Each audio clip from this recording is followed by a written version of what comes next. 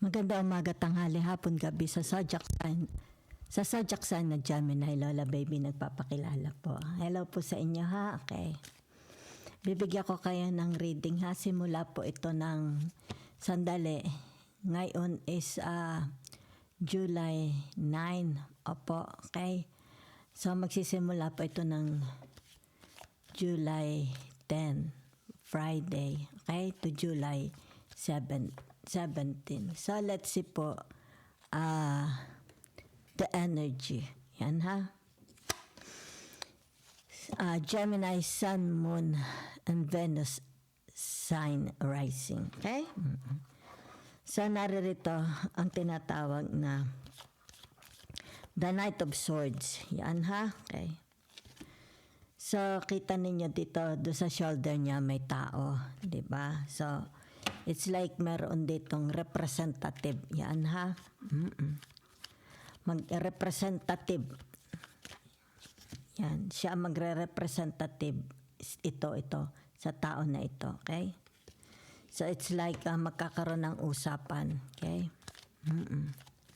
Meeting. It's like meeting up. Usapan. Diba? Yan. Merong message. It's like ito isa a messenger, 'di ba? Tagapaghatid ng balita. Ay sandali, at yung aking battery ay mahina daw. Sandali.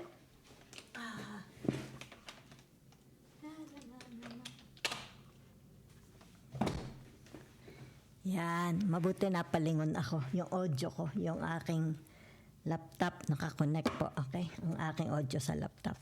So let's see saan ito ha. So naririto ang tinatawag na the Nine of Cups. Yan ha. So meron dito tinatawag na it's like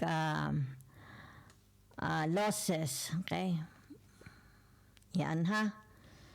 So it's like business. Magkakaroon ng losses ang business. Okay. Yan. So, it's like problema, di ba? Kailangang malutas. Okay? Yan. So, ibig sabihin nito, may pag-uusapan daw po, ha? Yan.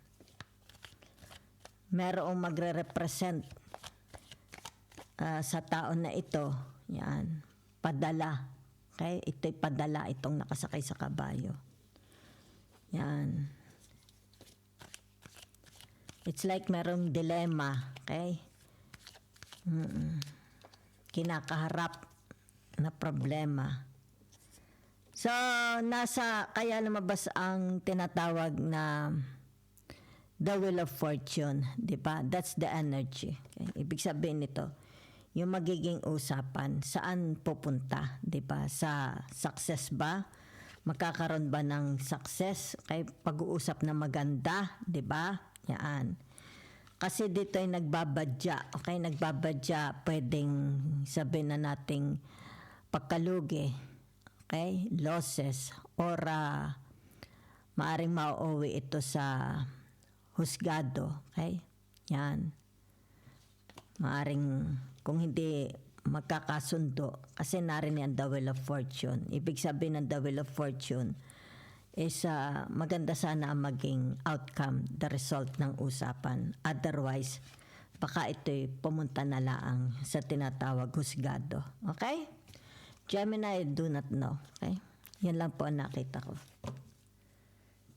So, let's see. The past. Okay? Yan. Present and your future.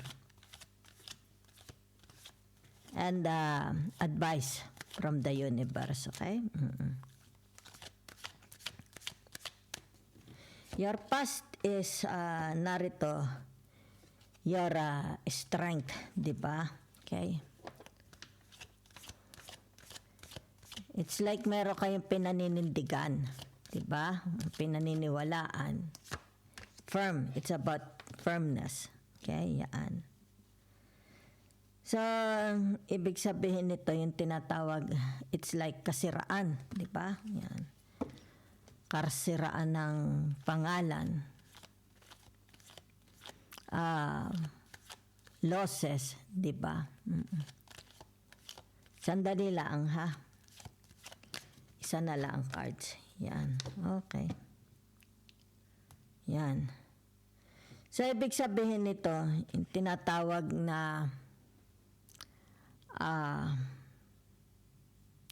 meron kayo ditong yan, di ba? Okay. It's like dalamhati, okay? Meron kayong daladalang mabigat sa dibdib ninyo. Yan ha, okay? Pwedeng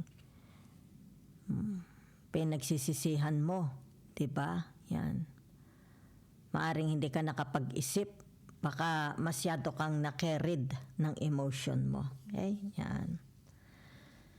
So, mukha namang ito is tinatawag na nagkaroon ng kasagutan, yeah, from the past, di ba? It's like narinig, di ba? Yan. Napagtanto. So, ibig sabihin nito, it's like ang masa, ang mga tao, di ba, ay kumampi sa iyo. Nagkaroon ka ng mga kakampi, di ba? Yan. Sumuporta sa iyo. Yan ha? Okay. So kung ano man ito, di ba? Nagkaroon ito ng tinatawag na pag-ayos-ayos. Yan ha? Okay. Kung ano ito pinaglalaban mo. Yan ha? Saan mang area sa buhay ninyo. So, ang nakikita ko dito, tingnan natin naman ang inyong tinatawag na sandali ha. Now.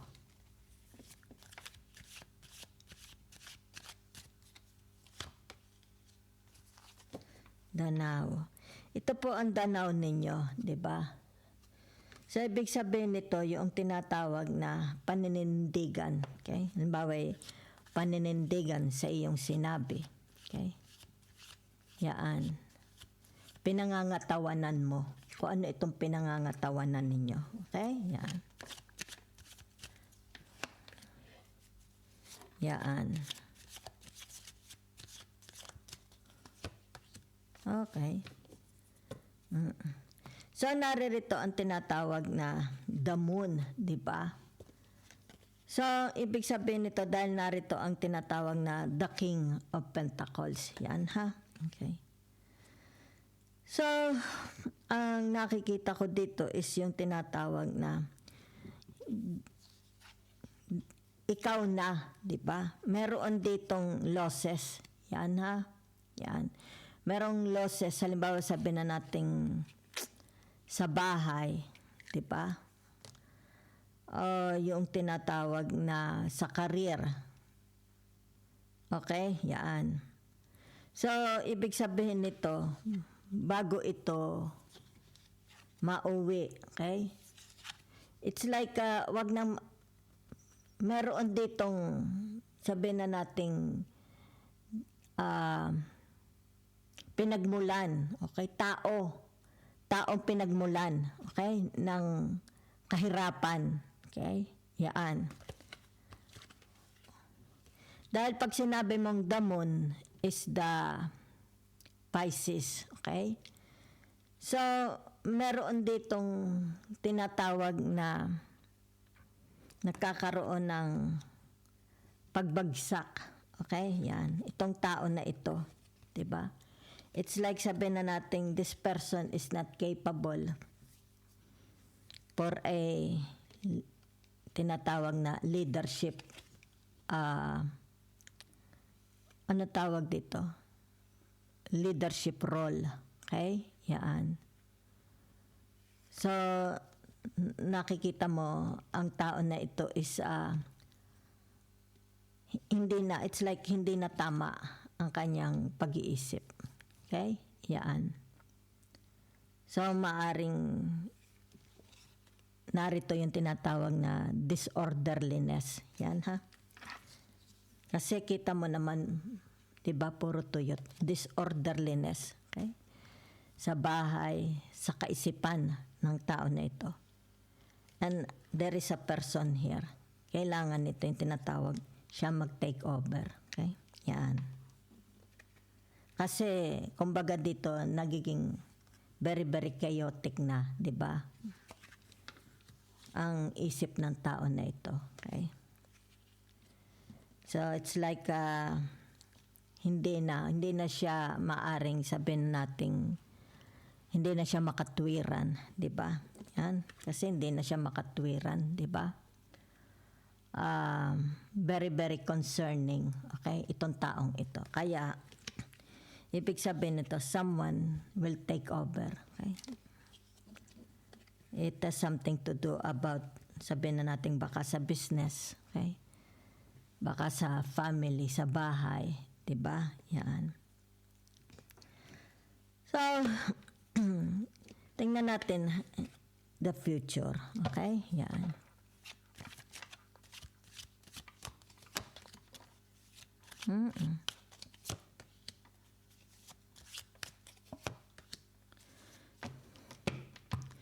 So, nakikita dito, okay, yung tinatawag na this person, I think this person, okay, is a tinatawag na visionary, di ba?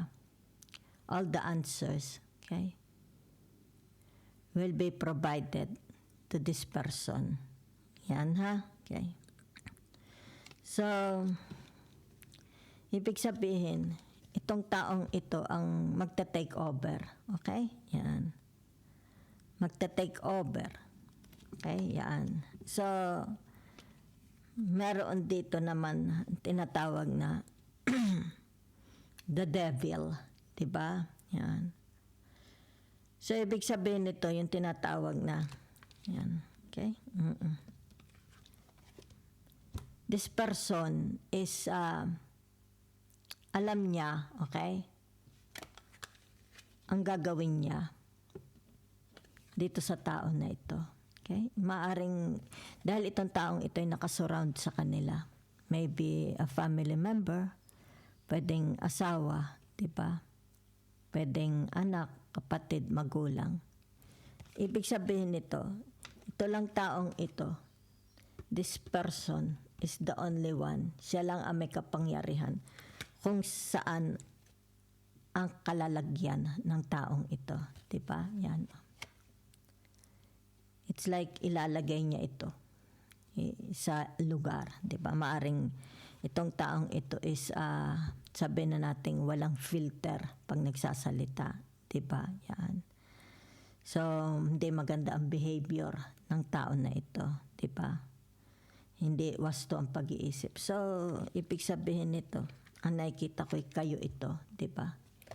Ilalagay mo kung saan ang pwesto ng taong ito, di ba? Yan. Ito yung tinatawag na aalisan mo siya, okay? Ng power. Okay, yan. Yan. May kalalagyan. Meron kang kalalagyan. Okay, ikaw ito. Meron kayong kalalagyan para sa tao na ito. Okay? Kasi, ibig sabihin nito, ito'y kahalubilo nyo. Diba? Okay? Kahalubilo nyo. So, in the past, kaya dito narito. Okay? Yan. In the past, kung meron man kayong tinatawag na losses, okay? Pero ito'y nalagpasan ninyo. Okay? From the past. May mga losses kayo, nalagpasan. Mga losses, ano ang losses? Diba? Maaari sabihin natin sa trabaho, sa pag-aasawa, diba? Maaring yung inyong interaction, relationship sa ibang tao is tinatawag na hindi naging kapaki-pakinabang, diba? Pero napagtagumpayan nyo, diba? Pero ngayon, ibig sabihin nito, tinatawag na kung ano man ito, yan ha, maaaring family, a business, di ba? Kailangan ikaw mag-take over sapagkat itong namumuno, okay, is hindi na nagiging makatwiran, okay? Yaan. Hindi na siya. It's like maaring violent na siya, di ba? So, kailangan ikaw na. Maybe ito yung sinasabi. Maaring recent past ito, di ba? Or a year ago, 2 years ago, 5 years ago. Okay? So, ibig sabihin nito, ikaw na magte-take over. Ikaw ang tinatawag na napusuan para mamuno, okay? Maari sa bahay, sa household, sa career, sa business, di ba? Okay. So, nakikita dito, this person, it's like, I don't know, yung karakter ng person na ito is masyadong hindi maganda, di ba? Ibig sabihin nito, yan. You know how to deal, okay? Alam mo kung paano i-deal itong person na ito. Yan ha. So that's why ito yung tinatawag the energy. Diba? Yan. So ito ang tinatawag na a messenger. Okay? Ibig sabihin nito, tinatawag na itong taong ito. Okay? Nakakaranas siya ng losses. Okay? Maybe nangangailangan siya ng suporta, okay? O ng pagmamahal, pangunawa, okay? Yan. Kasi nakikita mo, okay? The behavior, yung sitwasyon niya is maaring frustrated siya, okay? Tinatawag na meron siya nakakaranas, maaari siya ng depression, diba? Nagkakaroon siya ng tinatawag na kalituhan. Okay? Yan. So, ibig sabihin nito, tinatawag, this person needs a cleansing. Okay? Yan. Maaari ito ay tinatawag a psychologist or a priest para ma-cleanse ang taong ito. Okay? Kung sino man ito, ma-cleansing. Yan ha. Intervention. This person needs an intervention. Okay, so kaya dito, 'di ba? It's very very concerning. Meron ditong tao arriving, yan ha. So meron itong tinatawag sadya, okay? Yan, dala-dala nito ang mensahe from this person, okay? So, very, very concerning, the attitude. Yan, ha? So, it needs intervention. It needs tinatawag na